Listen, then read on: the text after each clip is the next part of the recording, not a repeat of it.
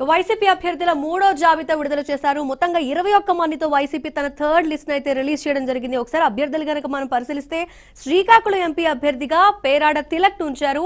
అదేవిధంగా చిత్తూరు అసెంబ్లీ నుంచి విజయానంద రెడ్డిని ఉంచారు. విజయవాడ ఎంపీ అభ్యర్థిగా కేసినేని నానినే సెలెక్ట్ చేయడం జరిగింది. థర్డ్ లిస్ట్ వచ్చే ముందు నాని నిన్న వైసీపీ కండువా కప్పుకున్నారు. దానికి సంకేతంగానే ఈ రోజు అయితే ఒక లిస్టు రిలీజ్ చేశారు. దానిలో ఆయన పేరు రావడం కూడా ఒక కీలక అంశంగా మనం గమనించాల్సి ఉంటుంది. ఏలూరు ఎంపీగా కారుమూరి సునీల్ కుమార్ పేరును చేర్చారు. ఇక విజయవాడ పార్లమెంట్ కేసినేని నానికి అప్పగించిన తరువాత అనకాపల్లి ఎంపీగా పద్మ ఉన్నారు. రైట్ యామిని, మనం లిస్ట్ చూద్దాం ఒకసారి. కర్నూలు పార్లమెంట్ గుమ్మనూరు జయరాం, ఇంకా ఎవరెవరు లిస్ట్ ని ఒకసారి మనం పరిశీలిస్తే మొత్తంగా 21 మందితో లిస్ట్ ఉంది కదా.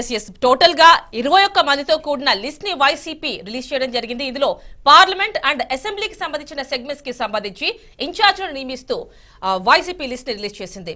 ఇక అందులో ఎవరున్నారు అని ఒకసారి మనం పరిశీలించినట్లయితే ఒకసారి చూద్దాం. శ్రీకాళహస్తి బియ్యపు మధుసూదన్ రెడ్డి, చిత్తూరు విజయేందర్ రెడ్డి, అలాగే మనం నెక్స్ట్ చూసుకున్నట్లయితే గూడూరు మేరుగ మురళి, ఇక నెక్స్ట్ మనం మూడో జాబితాలో ఇంకా వరప్రసాద్ ను గూడూరు స్థానం నుంచి తప్పించి వైసీపీ ఒక ప్రకటన అయితే చేసింది. ఇక తిరుపతి ఎంపీ గురుమూర్తిని సూళ్లూరుపేట అసెంబ్లీకి పంపిస్తున్న వైసీపీ, అంటే చేంజెస్ అనేవి ఖచ్చితంగా కనిపిస్తున్నాయి ఇక్కడ.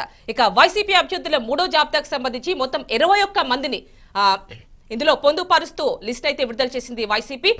పార్లమెంట్ అండ్ అసెంబ్లీ సెగ్మెంట్స్ కి సంబంధించి ఇన్ఛార్జ్లను నియమిస్తూ ఈ లిస్ట్ ని విడుదల చేసింది. సో అదేవిధంగా మనం చూసినట్లయితే విజయవాడ ఎంపీ అభ్యర్థిగా కేసినేని నానికి మళ్లీ పట్టం కట్టారు. ఇక మనం మిగతా విషయాలను కూడా అబ్జర్వ్ చేసి సత్యవేడ అసెంబ్లీకి మద్దెల గురుమూర్తిని పెట్టారు. ఆలూరు అసెంబ్లీకి విరూపాక్షను పెట్టడం జరిగింది. తిరుపతి వైసీపీ అభ్యర్థిగా అయితే కోనేటి ఆదిమూలంని ఇక్కడ యాడ్ చేశారు. విశాఖ ఎంపీ బొత్స ఝాన్సీకి ఇచ్చారు. ఆలూరు నుంచి విరూపాక్షకి ఇవ్వడం జరిగింది. ఈ కొత్త ఇన్ఛార్జ్లకు సంబంధించి 21 మందితో కూడిన ఒక జాబితానైతే రిలీజ్ చేయడం జరిగింది. అనకాపల్లి ఎంపీగా పద్మని పెట్టడం జరిగింది. ఇక్కడ 21 మందితో లిస్టు రిలీజ్ చేశారు. ఈ నేపథ్యంలో కర్నూలు పార్లమెంట్ గా గుమ్మనూరు జయరాం ఉన్నారు. విజయనగరం నుంచి ఎంపీ ప్లేస్ లో మజ్జి శ్రీనుని పెట్టడం జరిగింది. ఇక దర్శి అయితే శివప్రసాద్ రెడ్డికి ఇచ్చారు. గంగాధర నెల్లూరు కృపాలక్ష్మికి ఇవ్వడం జరిగింది. రాయదుర్గం మెట్టు గోవిందరెడ్డి, తిరువూరు నుంచి స్వామిదాస్, విశాఖ పార్లమెంట్ బొత్స ఝాన్సీకి ఇచ్చారని మనం చెప్పుకున్నాం. ఇక పెడన నుంచి ఉప్పాల రాము, పెనమలూరు నుంచి జోగి రమేష్ పేర్లు అయితే తెరపైకి వస్తున్నాయి. మొత్తంగా ఈ థర్డ్ లిస్ట్ తర్వాత శ్రీకాళహస్తి నుంచి బిఎఫ్ మధుసూదన్ రెడ్డి, చిత్తూరు నుంచి విజయేంద్ర రెడ్డి కూడా ఉన్నారు. గూడూరు నుంచి మేరిగా మురళి అయితే ఈ లిస్ట్ ఒకసారి మనం చూస్తే ఇచ్చాపురం అసెంబ్లీ నుంచి విజయ కూడా ఇక్కడ రావడం జరిగింది. రాయదుర్గం అసెంబ్లీ నుంచి మెట్టు గోవిందరెడ్డి ఉన్నారు. వరప్రసాద్ ను గూడూరు స్థానం నుంచి తప్పించింది. మొత్తానికి వైసీపీ నాయకత్వం తన థర్డ్ లిస్ట్ ని కూడా రిలీజ్ చేసింది. అంటే మొత్తంగా ఫస్ట్ లిస్ట్ లో చూసుకున్నట్లయితే 11 మంది అభ్యర్థులతో లిస్ట్ ని విడుదల చేసింది వైసీపీ. ఇంకా సెకండ్ లిస్ట్ లో అయితే 27 మంది అభ్యర్థుల్ని మార్పులు చేర్పులతో కూడిన లిస్ట్ ని రిలీజ్ చేసింది.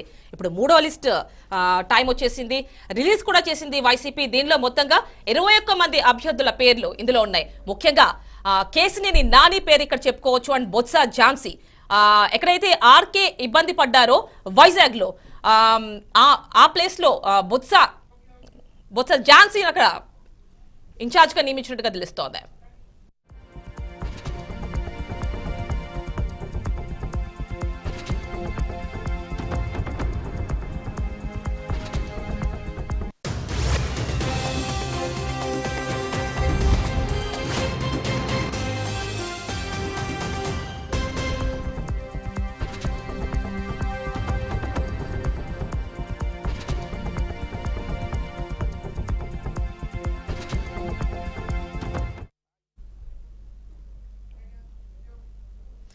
ఇక మరిన్ని డీటెయిల్స్ ఈ థర్డ్ లిస్ట్ కి సంబంధించి శ్రీనివాస్ అందిస్తారు. శ్రీనివాస్, చెప్పండి, మొత్తం 21 మంది అభ్యర్థులతో కూడిన థర్డ్ లిస్ట్ ని వైసీపీ రిలీజ్ చేసింది. ఫుల్ డీటెయిల్స్ ఇవ్వండి.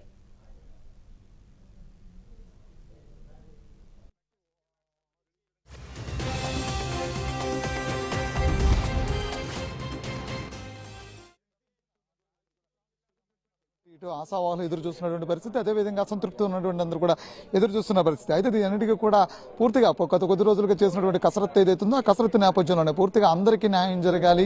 పార్టీలో ఎవరైతే పార్టీలో ఏ ఆశతో పార్టీలోకి వచ్చారో వాళ్ళందరూ కూడా తిరిగి అదే పార్టీలో కొనసాగాలంటే కనుక వాళ్ళందరూ సంతృప్తికరంగా ఉండాలి, ఎవరు అసంతృప్తితో ఉండకూడదని చెప్పి జగన్మోహన్ రెడ్డి గారు జగన్మోహన్ రెడ్డి గారు ఒక జాబితాను రెడీ చేయడం జరిగింది. అయితే గతంలో పోటీ చేసినటువంటి కొంతమంది ఎవరైతే సిట్టింగ్ ఎమ్మెల్యేలు ఉన్నారో వాళ్ళకి పూర్తిగా గ్రాఫ్ భయపడిపోవడం, అంటే ప్రజల్లో అసంతృప్తిని ఎదుర్కోవడం, ప్రజల్లో మనల్ని పొందకపోవటమే సగం కారణంతో కూడా వాళ్ళని తొలగించడం జరిగింది. అంతేకాకుండా వాళ్ళ తొలగించినటువంటి ప్లేస్లో కొత్త వాళ్ళని కూడా నియమించడం జరిగింది. అయితే ఈసారి మాత్రం గతంలో నుంచి పోటీ చేసినటువంటి వ్యక్తులని, అంటే అందరూ ఊహించిన విధంగానే కూడా అందరూ ఇటు ఎంపీ స్థానాలు కానీ ఎమ్మెల్యే స్థానాలు కానీ పెట్టడం జాబితా రెడీ చేయడం జరిగింది. అయితే శ్రీకాకుళం నుంచి ఎంపీ పేరాడ తిలకం తీసుకురావడం జరిగింది. విశాఖపట్నం ఎంపీ బొత్స లక్ష్మిని తీసుకురావడం, ఏలూరు ఎంపీ కారుమూరి సునీల్ కుమార్ యాదవ్, అదే విజయవాడ ఎంపీ కేసినేని నాని ఇది గత కేసినేని నాని పార్టీలో కూడా జాయిన్ అవ్వడం చూసాం మనం. Vijayawada MP Kesineni Nani, Kurnool MP Gummanur Jayaram, Tirupati MP Koneti Adimulam, Ichchapuram Priya Vijaya, Tekkali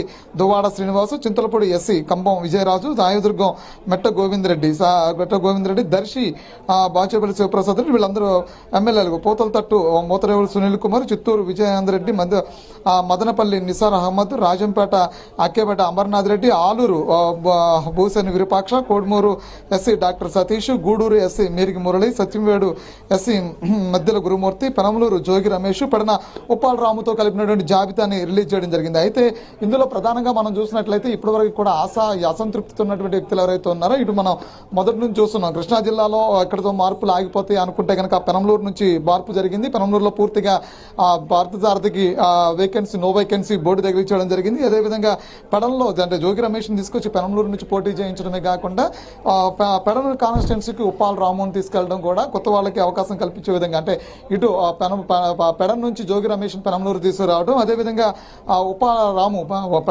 రాము ఇప్పుడు ప్రజెంట్ మాజీ జడ్పీ చైర్మన్గా ఉన్నటువంటి హారిక భర్తతో ఉప్పాల రాముని తీసుకురావడం, అంటే ఇవన్నీ కూడా మార్పులు చేర్పుల జాబితా ఏదైతే ఉందో ఈ జాబితా అంతా కూడా పూర్తి స్థాయిలో అంటే అందరూ ఊహించిన విధంగానే కూడా ఈ టికెట్ల పంపిణీ, అంటే ఈ కసరత్తు అంతా జరిగింది. టికెట్ల పంపిణీ కార్యక్రమం కూడా అలాగే జరిగింది. అయితే ఆశావాహులు ఎవరైతే ఉన్నారో, అంటే ఇప్పటివరకు కూడా చాలా మంది కూడా పార్టీ మారుతారని చెప్పని ఎవరి మీద అయితే పార్టీ మారుతారు, ఎవరైతే ఇతర పార్టీలు టచ్లో ఉన్నారని ఎవరైతే అభ్యర్థులు ఉన్నారో వాళ్ళకి నో వేకెన్సీ బోర్డు దాదాపుగా తగిలిచ్చేసినట్టు తెలుస్తుంది. అయితే మరికొంతమంది ఎమ్మెల్యేలని లిస్టు కూడా ప్రకటించాల్సిన అవసరం అయితే ఉంది. అయితే ఇది చివరి లిస్టుగా పరిగణలో తీసుకోవాలనుకుంటారా, లేదు అంటే కనుక ఇంకా తర్వాత తదుపరిగా ఇంకో లిస్టును కూడా ప్రిపేర్ చేస్తారు. అయితే ఇప్పటివరకు కూడా ఇందులో ఏదైతే ఈ లిస్టులో మిస్ అయినటువంటి వ్యక్తులు ఎవరైతే ఉన్నారో ఇప్పటివరకు సిట్టింగ్లో ఉన్నటువంటి వారికి ఇప్పుడు ఏదైతే ఆ ఎమ్మెల్యేలు ప్రకటించినటువంటి స్థానాలు ఉన్నాయో ఇక్కడ ఉన్నటువంటి సిట్టింగ్లు అందరూ కూడా ఇంచుమించుగా నో వేకెన్సీ బోర్డు తగిలిచ్చారు. అయితే ఇక్కడ ఎవరిని కూడా ఇతర స్థానచలనం జరిగినటువంటి పరిస్థితి కూడా లేదు. దీని మీద ఫర్దర్గా అంటే ఇప్పటివరకు జరిగినటువంటి చర్చలు కావచ్చు, ముఖ్యమంత్రి జగన్మోహన్ రెడ్డి గారి దగ్గర జరిగినటువంటి బొజ్జగింపులు కావచ్చు, ఇతర నేతలు ఇప్పుడు ఎవరో బొత్స సత్యనారాయణ కావచ్చు, సజ్జల రామకృష్ణారెడ్డి కావచ్చు, అదేవిధంగా అయోధ్య కావచ్చు, ఇది ధనంజయ రెడ్డి గారు అందరితో కలిసి జరిపినట్టు చర్చలు ఏవైతే ఉన్నాయో, సీఎం అధికారులతో కలిసి జరిపినట్టు చర్చలు ఏవైతే ఉన్నాయో ఈ చర్చలన్నింటిలో భాగంగా కూడా మొదటి నుంచి టికెట్లు నిరాకరిస్తున్నటువంటి వ్యక్తులు ఎవరైతే ఉన్నారో వాళ్ళందరూ కూడా ఈ మధ్యలో కలవడం జరిగింది. కలిసిన నేపథ్యంలో కూడా వాళ్ళందరూ బొజ్జగించే ప్రయత్నం చేశారు. ఈ బొజ్జగింపుల పర్వం ముగిసింది. మరొకసారి వీళ్ళందరూ కూడా ఇంకో అవకాశాలు ఏమన్నా దారులు తెలుస్తున్నాయా, లేదు అంటే కనుక నో వేకెన్సీ బోర్డు తగిలిచ్చేస్తారా, లేదంటే వాళ్ళు ఇప్పటికే ఇతర పార్టీల్లోకి వెళ్ళడానికి సిద్ధపడిపోయి ఉన్న నేపథ్యంలోనే వీళ్ళందరినీ కూడా తొలగించినటువంటి జాబితా నుంచి తొలగించడం జరిగిందా అనే అంశాలను కూడా రేపటి నుంచి అసంతృప్తులు మాట్లాడే విధానంలో మొత్తం వెలుగులోకి వచ్చే పరిస్థితి కూడా కనిపిస్తుంది. శ్రీనివాస్, అంటే ఆపరేషన్ ఆకాష్ లో భాగంగానే వైసీపీ థర్డ్ లిస్ట్ ని ఇంత లేట్ చేసింది అనుకోవచ్చా? గత 2-3 రోజులుగా వస్తుంది థర్డ్ లిస్ట్ అంటూనే ఉన్నారు, ఫైనల్ గా ఈ రోజు వచ్చింది. అండ్ ఇదే ఫైనల్ లిస్ట్ అనుకోవచ్చా, లేదంటే నేతలు వేరే పార్టీల నుంచి వచ్చే కొద్దీ కూడా లిస్టుల సంఖ్య పెరుగుతూ పోవచ్చా?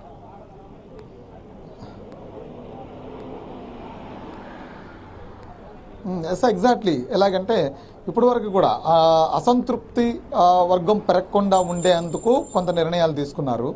పార్టీలో విధేయులుగా ఉండి పార్టీ సిద్ధాంతాలకు కష్టపడి జగన్మోహన్ రెడ్డి గారికి కష్టకాలంలో మద్దతుగా నిలబడి పార్టీలకి రాజీనామాలు చేసి వచ్చినటువంటి వ్యక్తులు, అదేవిధంగా జగన్మోహన్ రెడ్డి గారు పార్టీ స్థాపించినప్పుడు కూడా కలిసి నడిచినటువంటి వ్యక్తులు.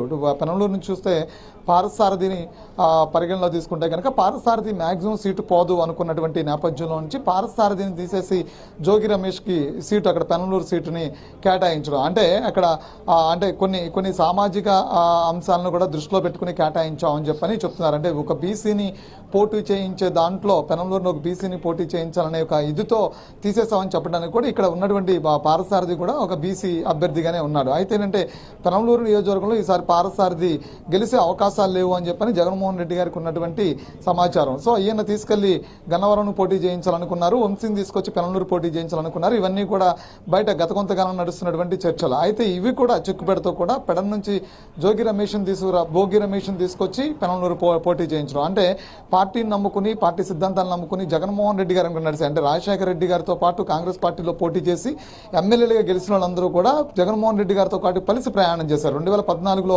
పెనంలూరు నుంచి పోటీ చేసి ఓడిపోయినటువంటి పెనంలూరు టికెట్ ఆశించి కూడా టికెట్ దక్కక అప్పుడు ఒక్కొక్క విద్యాసాగర్ టికెట్ ఇవ్వడంతో కూడా పారసారథి అప్పుడు ఎంపీగా పోటీ చేసి ఓడిపోవడం జరిగింది. 2019లో పెనంలూరు టికెట్ ఇస్తే ఆయన అక్కడ నుంచి గెలిచి రావడం జరిగింది. అలా చాలా మంది కూడా గతంలో ఇలా చాలా మంది ఎమ్మెల్యేలు, ఎంపీలు 2014 నుంచి 2019లో ఎమ్మెల్యేలుగా పోటీలు చేయడం, వాళ్ళు ఉన్నటువంటి స్థానిక నియోజకవర్గాల నుంచి కాకుండా ఎంపీలుగా పోటీ చేసి పక్క నియోజకవర్గాలు పోటీలు చేసి ఓడిపోయినటువంటి కొంతమంది కూడా ఉన్నారు. అయితే ఏంటంటే వీళ్ళందరికీ కూడా 2024లో కూడా మంచి అవకాశాలు ఉంటాయి అనుకున్న నేపథ్యంలో నుంచి పూర్తిగా వాళ్ళందరూ కూడా నో వేకెన్సీ బోర్డు పెట్టడంతో ఏదైతే ఉందో ఈ జాబితా జాప్యం జరిగిందని చెప్పుకోవచ్చు. అంటే ఈ జాప్యం అంతటికి కారణం ఏంటంటే పూర్తిగా ఉన్నటువంటి అసంతృప్తులు ఎవరైతే ఉన్నారో వాళ్ళందరినీ పూర్తిగా పార్టీ నుంచి పక్కన పెట్టేసేందుకు కావాల్సినటువంటి విధానాలను అవలంబించడానికి పూర్తిగా వాళ్ళని సమర్థించాలి. అంటే బొజ్జగించడానికి కొంత సమయాన్ని కేటాయించారు.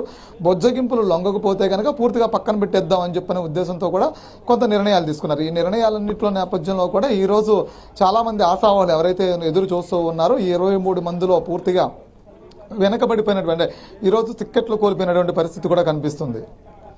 రైట్ శ్రీనివాస్, మళ్ళీ కాంటాక్ట్ చేస్తాం. Thank you.